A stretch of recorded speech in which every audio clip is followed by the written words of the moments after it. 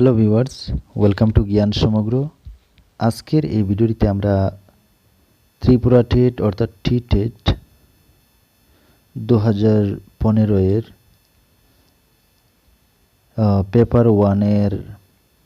Paper ওয়ানের CDP অর্থাৎ child development and pedagogy অর্থাৎ শিশু বিকাশ এবং শিক্ষণ শৈলীর প্রশ্নপত্র নিয়ে আলোচনা করব।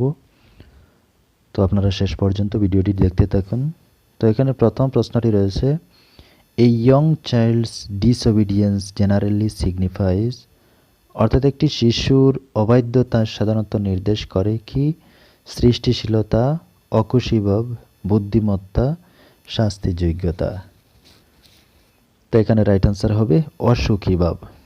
একটি শিশুর অবাধ্যতা সাধারণত নির্দেশ করে আনহ্যাপিনেস বা অসুখীভাব। পরের প্রশ্ন, how would you handle indifferent and careless students in the class? অর্থাৎ শ্রেণীকক্ষে অমনোযোগী ও অসচেতন ছাত্রকে আপনি কীভাবে ঠিক পথে চালিত করবেন? অপশানে কী কী রয়েছে? তাদের পিতামাতাকে ডেকে এনে শ্রেণীকক্ষ থেকে বের করে দিয়ে তার সমস্যাটি ভালোভাবে শোনার পর সেটির সমাধান করে, উপরে কোনোটি নয়। তো আশা করি বুঝতে পেরেছেন, এখানে অপশান সি হবে। তার সমস্যাটি ভালোভাবে শোনার পর সেটির সমাধান করে, অর্থাৎ by solving their problems after giving audience. পরের প্রশ্ন, which of the following should be emphasised in teaching strategy? অর্থাৎ শিক্ষণ কৌশলের ক্ষেত্রে নিচের কোনটির উপর জোর দেওয়া উচিত? অপশনে মনোবিজ্ঞানের প্রয়োগ, বিজ্ঞানের প্রয়োগ, কৃত কৌশলের প্রয়োগ, উপরের সবকটি। তো শিক্ষণ কৌশলের ক্ষেত্রে নিচের কোনটির উপর জোর দেওয়া উচিত? তো এখানে শুদ্ধ হবে উপরের সবকটি, কারণ মনোবিজ্ঞানের প্রয়োগ করতে হবে, বিজ্ঞানের প্রয়োগ করতে হবে, কৃত কৌশলেরও প্রয়োগ করতে হবে। তো সেই হিসাবে এখানে অপশন ডি শুদ্ধ হবে। পরের প্রশ্ন, who is mainly responsible for classroom management? শ্রেণীকক্ষের ব্যবস্থাপনার ক্ষেত্রে মূল কে দায়ী থাকেন? তো অবশ্যই শ্রেণী শিক্ষক অর্থাৎ ক্লাস টিচার, অপশন বি এখানে রাইট আনসার। পরের প্রশ্ন, guidance and counselling for all the individuals are needed for, অর্থাৎ পরামর্শ ও নির্দেশনা সবার ক্ষেত্রে প্রয়োজনীয় কারণ হচ্ছে? অপশনে কী কী রয়েছে? এর ফলে সমাজ ও বিদ্যালয়ে ঠিকভাবে নিজেকে মানিয়ে নেওয়া যায়, এর ফলে শিক্ষণের বাধাগুলি দূর করা যায়, মনোযোগ ও সামাজিক সমস্যাগুলি এর ফলে দূর করা যায়, উপরের সবকটি। তো এখানে দেখতে পাচ্ছেন উপরের তিনোটি এখানে সঠিক রয়েছে। তো সেই হিসাবে এখানে উপরের সবকটি, কারণ পরামর্শ ও নির্দেশনা সবার ক্ষেত্রে প্রয়োজনীয় কারণ হিসেবে এখানে এবিসি তিনোটি শুদ্ধ। তো সেই হিসাবে উপরের সবকটি।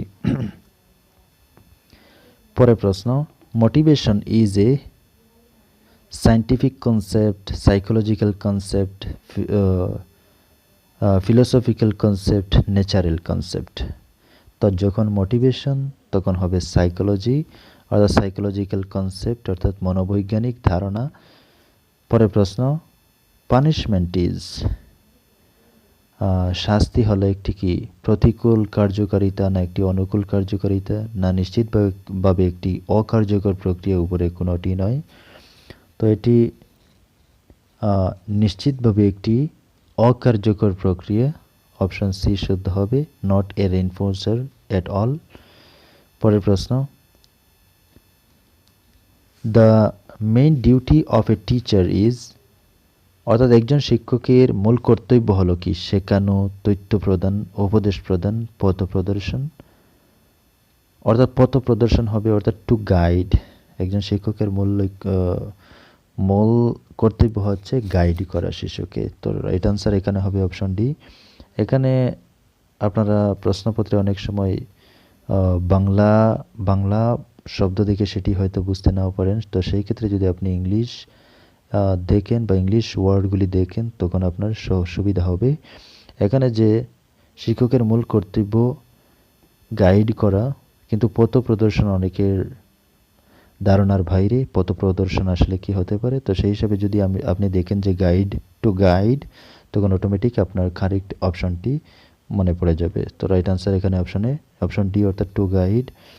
পরের প্রশ্ন, a school gives performance to girls while preparing students for a state level solo song competition, this reflects gender bias, global trends, pragmatic approach, progressive thinking. তো রাজ্য স্তরে একটি সঙ্গীত প্রতিযোগিতার জন্য কোনো বিদ্যালয় শুধুমাত্র মেয়েদেরই বাছাই করেছে, তো এর মাধ্যমে বোঝা যায় কি লিঙ্গ বৈষম্য। যেহেতু এখানে শুধুমাত্র মেয়েদেরকেই বাছাই করেছে, তো সেই হিসেবে এটি একটি জেন্ডার বায়াস বা লিঙ্গ বৈষম্য। পরের প্রশ্ন, the emphasise from teaching to learning can be shifted by encouraging rote learning, adopting child-centered pedagogy, focusing on examination result, none of the above। অর্থাৎ শেখানোর উপর জোর দেওয়াকে শেখার উপর জোর দেওয়াতে পাল্টে দেওয়া যায় কিভাবে, বারবার পড়ে শেখাকে উৎসাহিত করে, শিশুকেন্দ্রিক শিক্ষণ শৈলীকে গ্রহণ করে, পরীক্ষার ফলাফলের উপর জোর দিয়ে, উপরের কোনোটি নয়। তো অবশ্যই বুঝতে পারছেন এখানে অপশন বি শুদ্ধ হবে, অর্থাৎ শিশুকেন্দ্রিক শিক্ষণ শৈলীকে গ্রহণ করে, অর্থাৎ অ্যাডপ্টিং চাইল্ড সেন্টারেড পেডাগজি। পরের প্রশ্ন, স্কুল বেসড অ্যাসেসমেন্ট অর্থাৎ বিদ্যালয় ভিত্তিক মূল্যায়নের ফলে শিক্ষক ছাত্র উভয়ের মধ্যে গা ছাড়া ভাব দেখা দেয়, শিক্ষা পর্যদের দায়বদ্ধতার হানি ঘটে, জাতীয় প্রামাণ্য স্তরে পৌঁছানোর ক্ষেত্রে বাধা দেখা যায়, যথাযথ সমস্যার নির্ণয় করা হয় বলে ছাত্রদের আরও শেখার সুযোগ ঘটে। তো এখানে রাইট আনসার অপশন ডি, অর্থাৎ helps all students learn more through diagnosis. পরের প্রশ্ন, what is the meaning of growth? গ্রোথের মিনিং কি? অর্থাৎ বৃদ্ধি বলতে কি বোঝানো হয়? ফলাফলের পরিবর্তন, পরিমাপের পরিবর্তন, এ ও বি দুটোই শুদ্ধ, উপরের কোনোটি নয়। তো বৃদ্ধি হচ্ছে পরিমাপের পরিবর্তন, অপশন বি, অর্থাৎ চেঞ্জ রিলেটেড টু মেজারমেন্ট। পরের প্রশ্ন, what is the meaning of child development? অর্থাৎ শিশুর বিকাশ বলতে কি বোঝানো হয়? শিশু বিকাশ বলতে অপশনে কী কী রয়েছে? শিশুর দৈর্ঘ্য, প্রস্থ, আকৃতির বিকাশ, শিশুর মানসিক ও বৌদ্ধিক বিকাশ, শিশুর সর্বাঙ্গীন বিকাশ, প্রতিটি শিশুর বিকাশ। তো এখানে রাইট অ্যান্সার অবশ্যই আপনারা বুঝতে পারছেন, এখানে শিশুর সর্বাঙ্গীন বিকাশ হবে, অর্থাৎ অপশন সি, অর্থাৎ overall development of the child. পরের প্রশ্ন, physical growth and development is called, অর্থাৎ শারীরিক বৃদ্ধি ও বিকাশকে বলা হয় কি? তৎপরতা, পরিপূর্ণতা প্রাপ্তি অর্থাৎ পরিণামন, সচলতা, বংশগতি। তো এখানে রাইট আনসার হবে পরিপূর্ণতা প্রাপ্তি বা পরিণামন অর্থাৎ maturation. Physical growth and development is called maturation. পরের প্রশ্ন, in pedagogy nature versus nurture means কি? Heredity versus environment, or intelligence versus emotion, personality versus instinct, child versus society। তো এখানে রাইট আনসার হবে হেরিডিটি ভার্সেস এনভায়রনমেন্ট, অর্থাৎ শিক্ষণ শৈলী অনুসারে প্রকৃতি বনাম পোষণ বলতে বোঝায় বংশগতি বনাম পরিবেশ। পরের প্রশ্ন, in socialisation of pupils those schools generally fail which, অর্থাৎ ছাত্রদের সামাজিকীকরণের ক্ষেত্রে সেসব বিদ্যালয়গুলি অসমর্থ হয় যেগুলি ধর্মীয় পন্থা অনুসারে কাজ করে, জাতভিত্তিক পরিচালনা করে, ভাষাভিত্তিক পরিচালনা করে, উপরের সবকটি। তো এখানে উপরের সবকটি শুদ্ধ হবে, কারণ এখানে ধর্মীয় পন্থা অবলম্বনকারী বা জাতভিত্তিক বা ভাষাভিত্তিক পরিচালনা করে এসব বিদ্যালয়গুলি অসমর্থ হয় কি ক্ষেত্রে? ছাত্রদের সামাজিকীকরণ করার ক্ষেত্রে। তো রাইট আনসার এখানে অপশন ডি, সোশিয়ালাইজেশন ইজ, অর্থাৎ সামাজিকীকরণ হচ্ছে কি? সামাজিক প্রথার পরিবর্তন, না শিক্ষক শিক্ষার্থীর মধ্যে সাহচর্য, সামাজিক প্রথার আত্মীকরণ, সমাজকে আধুনিক করার প্রচেষ্টা। তো সামাজিকীকরণ হচ্ছে সামাজিক প্রথার আত্মীকরণ অর্থাৎ অ্যাডাপ্টেশন অফ সোশিয়াল নর্মস। এখানে অপশন সি রাইট আনসার হবে। পরের প্রশ্ন, Kohlberg's theory of moral development proposes that people move through the period of a moral development in a flexible order, fixed order, changing order, all of the above. অর্থাৎ কোহলবার্গের নৈতিক বিকাশের তত্ত্বে বলা হয় মানুষ নৈতিক বিকাশের পর্যায়ে এগিয়ে যায় কিভাবে, নমনীয়ভাবে, স্থিরভাবে, না পরিবর্তিতভাবে, না উপরের সবকটি। তো এটি শুদ্ধ হবে স্থিরভাবে, অর্থাৎ ফিক্সড অর্ডার। পরের প্রশ্ন, জিন পিয়াগেট জিন পিয়াগেট ছিলেন একজন Swiss psychologist. Option D, Swiss psychologist. পরের প্রশ্ন, the main reason of individual differences, অর্থাৎ ব্যক্তিতে পার্থক্যের মূল কারণ। অপশন এ পারিপার্শ্বিক, বংশগতি, সহজাত প্রবৃত্তি, উপরে সবকটি। তো এখানে উপরে সবকটি হবে,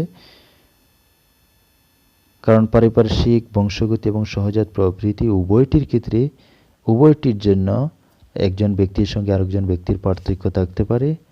পরের প্রশ্ন, learners display individual differences so a teacher should, অর্থাৎ শিক্ষার্থীরা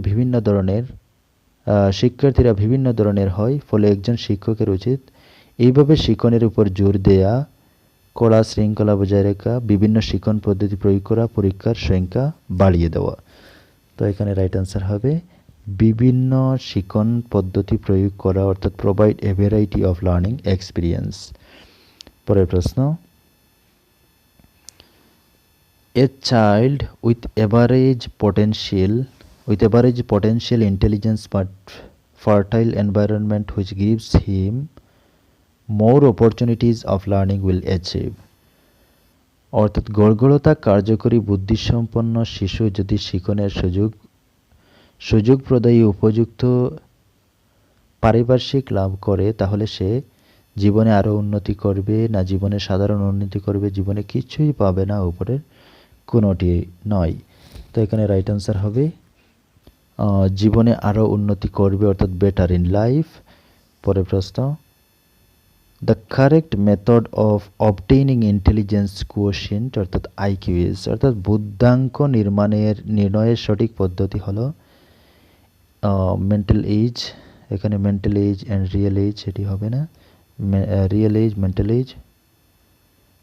এখানে রাইট আনসার অপশান সি, অর্থাৎ mental age by real age into 100, অর্থাৎ মানসিক বয়স বাই প্রকৃত বয়স ইন্টু 100, বা সূত্রটি আপনারা আইকিউ ইকুয়াল টু এম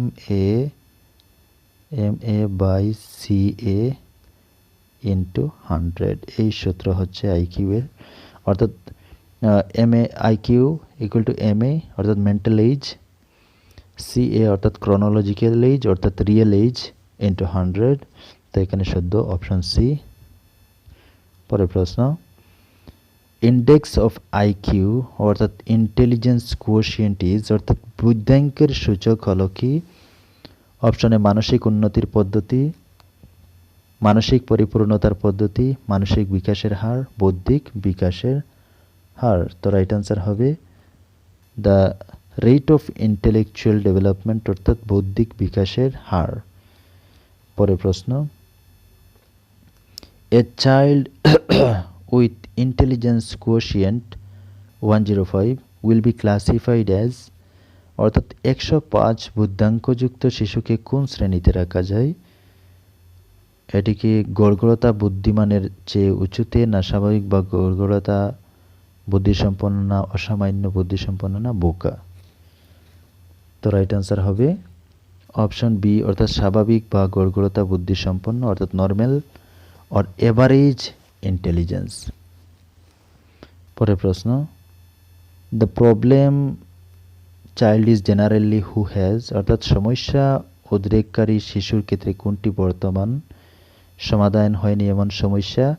অতিরিক্ত নিরাপত্তা প্রদানকারী পিতামাতা, গৃহে প্রতিকূল পরিবেশ, মন্দ বংশগতি। তো সমস্যা উদ্রেককারী শিশুর ক্ষেত্রে গৃহে প্রতিকূল পরিবেশ, এ পুয়ার হোম এনভায়রনমেন্ট, এটি এখানে রাইট আনসার। পরের প্রশ্ন,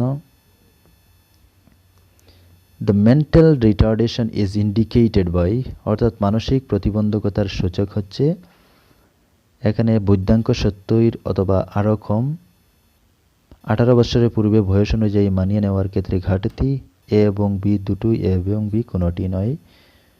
তো এখানে রাইট আনসার হবে এ এবং বি দুটোই হবে এখানে, অর্থাৎ বোথ অ্যান্ড বি, অর্থাৎ বুদ্ধাঙ্ক 70 এর নিচে আর 18 বছরের পূর্বে বয়স অনুযায়ী মানিয়ে নেওয়ার ক্ষেত্রে ঘাটতি রয়েছে। তো সেক্ষেত্রে এখানে অপশন সি শুদ্ধ হবে, অর্থাৎ উভয়টি। পরের প্রশ্ন, learning disabilities may occur due to all of the following except, অর্থাৎ শিক্ষণে অক্ষমতার জন্য নিচে দেওয়া কোন কারণটি দায়ী নয়? অপশানে সাংস্কৃতিক উপাদান, মস্তিষ্কজনিত অকার্যকারিতা, আবেগজনিত বিক্ষোভ, ব্যবহারজনিত বিক্ষোভ। তো এখানে রাইট আনসার হবে সাংস্কৃতিক উপাদান, অর্থাৎ কালচারাল ফ্যাক্টরস। এটি শিক্ষণে অক্ষমতার জন্য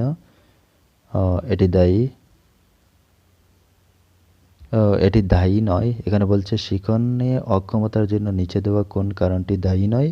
তো সাংস্কৃতিক উপাদান এটি এর জন্য কোনোভাবে দায়ী নয়। পরের প্রশ্ন, the full form of CWSN। তো CWSN হচ্ছে children with special needs, option D. পরের প্রশ্ন,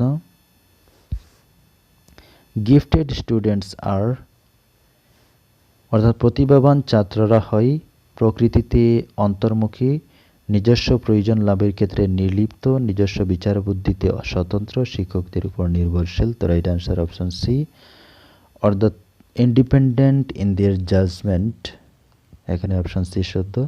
তো এই হচ্ছে CDP অর্থাৎ চাইল্ড ডেভেলপমেন্টের সর্বমোট 30টি প্রশ্নপত্র 2015 সালের পেপার 1-এর।